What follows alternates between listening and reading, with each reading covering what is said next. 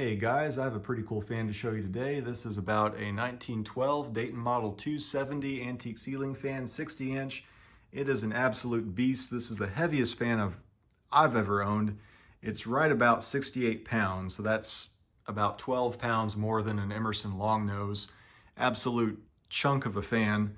It's in original condition. It has a 3-speed switch, which is broken. It's stuck in place. I think it's on medium speed. It's pulling about 2.5 amps like this. That's probably about medium. I'm gonna do a little run demo. So I'm gonna give this thing a full restoration, but before I take it apart, I wanted to show it running and kind of give a good before snapshot of how it runs and whatnot. But pretty interesting fan, really ornate looking on the bottom and real industrial on the top. Extremely heavy. And yeah, I think I'm going to do satin black for the fan. The blades are going to be actually laser cut in aluminum. And the reason for that is this fan is going to go outdoors on a 16x16 covered patio. It'll be well shielded from the elements, so no worries about that. Keep it clean and everything. But it's a little bit noisy, so it wouldn't really do especially well inside, as you'll see when I test run it. Running just kind of on a temporary hanger without a real grommet. So I gotta turn it because it's gonna torque when I switch the power on. So without further ado,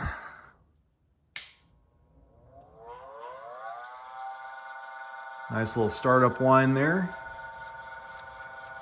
And according to the kilowatt, it's pulling 134 watts and 2.43 amps.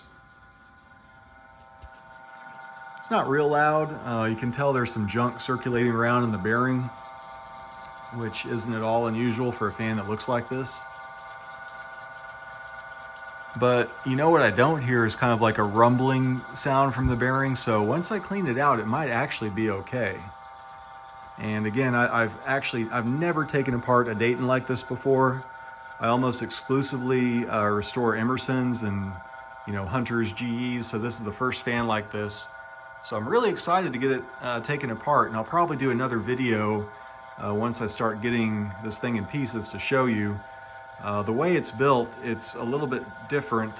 The way the oil cups are and the rotor has an absolutely massive rotor. I think that's where probably most of the weight comes from on this fan. So it's going to be really interesting to take it apart, and this will be the first fan I've taken apart on my workbench, or it's trying to be a workbench. It's still kind of a storage dumping ground, but it'll get there.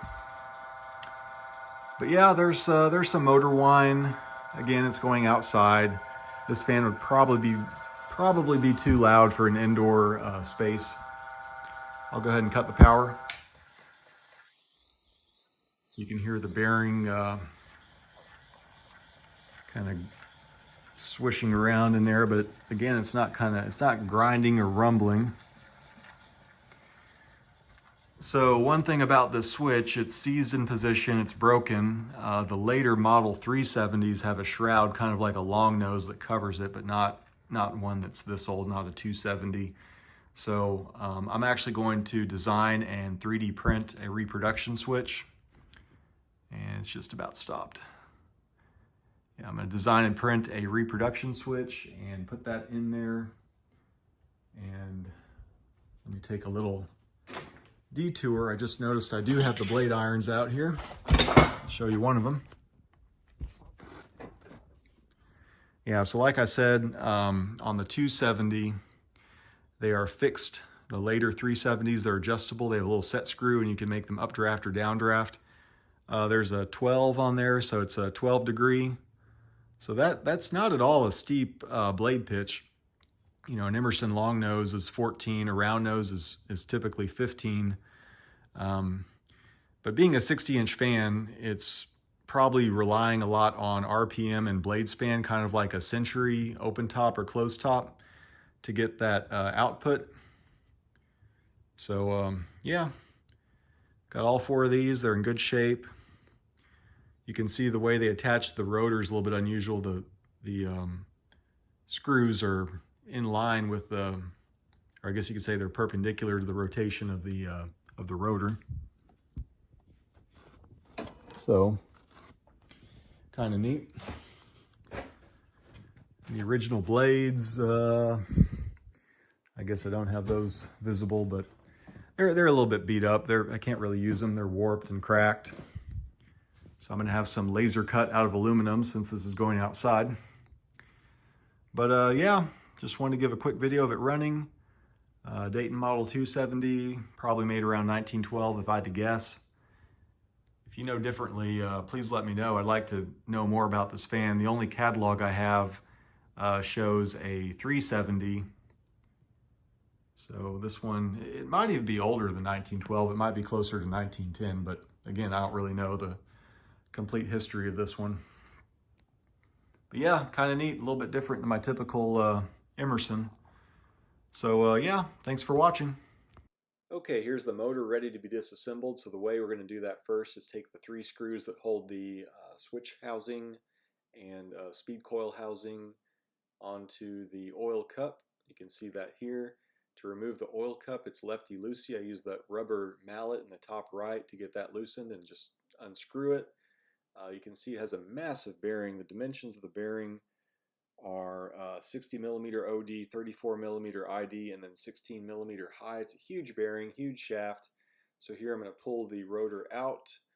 The rotor is probably responsible for most of the weight of the fan. It's just absolutely massive. And one neat thing about the shaft is you'll see it has grooves that go either way. I'm going to clean that with a paper clip or with a pick to get all the crud out of there.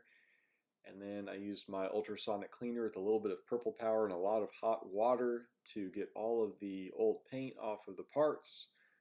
I've got a little bit more work to do on that. I've got to get the actual main motor housing stripped, and then I'm going to prime all the parts with black primer, sand it, probably prime them again, and then coat the fan in appliance epoxy and black. I think that's what I'm going to do to give it a durable outdoor finish. All right, thanks for watching.